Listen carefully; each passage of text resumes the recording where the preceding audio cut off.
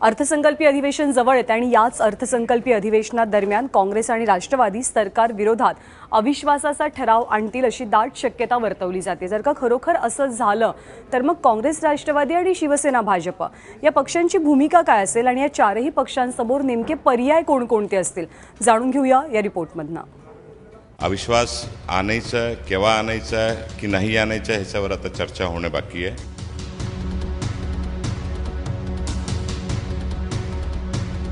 9 मार्च रोजी मुंबईच्या महापौर पदाची निवडणूक आहे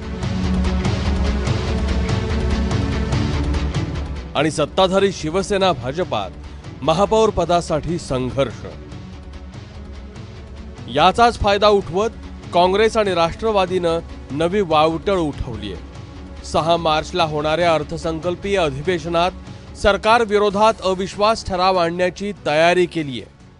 ह्या शासनाने जेवढे आश्वासनं दिलेले आहे मागे प्रत्येक अधिवेशनामध्ये, नागपूरच्या अधिवेशनामध्ये किंवा त्याच्यापूर्वी मुंबईच्या अधिवेशनामध्ये कुठल्याही प्रकारचं पालन ह्या शासनाने केलेलं नाही आहे। तर आम्ही विरोधी पक्षाकडे जे जे हतियार आहेत ते या राज्याची जनतेच्या हितासाठी आम्ही या अधिवेशनामध्ये उपयोगात आणणार आहोत। मुंबईचं महापौर पद राखता आलं नाही तर शिवसेना सत्तेतून बाहेर पडेल अशी चर्चा आहे।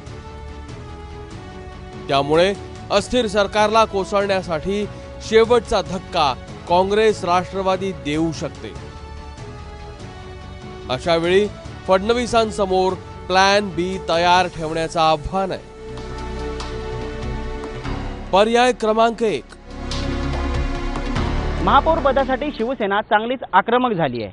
जर महापौर पद मिळालं नाही तर सेना सत्तेतून बाहेर पडायला अजिबात मागे पुढे पाहणार नाही। त्यामुळे सध्याच्या परिस्थितीनुसार भाजप महापौर पदासाठी फार ताणाताण करेल असं वाटत नाही। मात्र काँग्रेसचा प्रत्यक्ष अप्रत्यक्ष पाठिंबा घेण्याची वेळ शिवसेनेवर येईल यासाठी फडणवीस नक्कीच काळजी घेतील, ज्यामुळे सेनेच्या प्रतिमेला धक्का तर बसेलच, मात्र सरकारलाही फटका बसणार नाही आणि शिवसेनेशिवाय फडणवीसांना सरकार चालवणं मोठी डोकेदुखी ठरणार आहे। पर्याय क्रमांक 2,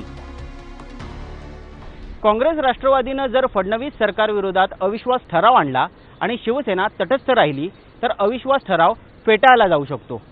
अशा स्थितीत देवेंद्र फडणवीस अल्पमतातलं सरकार चालवू शकतात, त्यामुळे विरोधकांची अडचण होऊ शकते।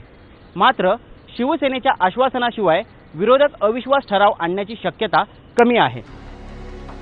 पर्याय क्रमांक 3, शिवसेना बाहेर पडली तर निश्चितपणेच या सरकारच्या बहुमताचा प्रश्न निर्माण होईल। सरकारपुढे भाजपाकडे आज स्पष्ट बहुमत नाही आहे आणि शिवसेना, काँग्रेस आणि राष्ट्रवादी या तिघांचं संख्याबळ 146 आहे आणि 146 म्हणजे उर्वरित सर्व आमदारांनी, अगदी MIMच्या आमदारांनी सुद्धा भाजपाला पाठिंबा दिला तरी पण त्यांचं बहुमत होत नाही। त्यामुळे अशा परिस्थितीमध्ये सरकार सर्व्हाइव्ह होऊ शकणार नाही। फक्त शिवसेना पुढे काय करते आणि महापालिकेत काय होतं यावर सगळी समीकरणं अवलंबून आहे।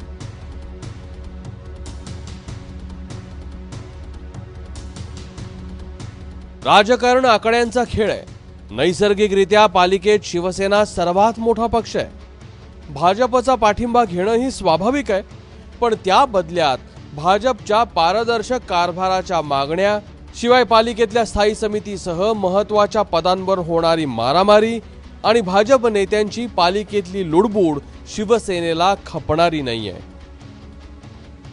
त्यामुळेच मुंबईमुळे सरकार गोत्यात येणं अशक्य नाहीये।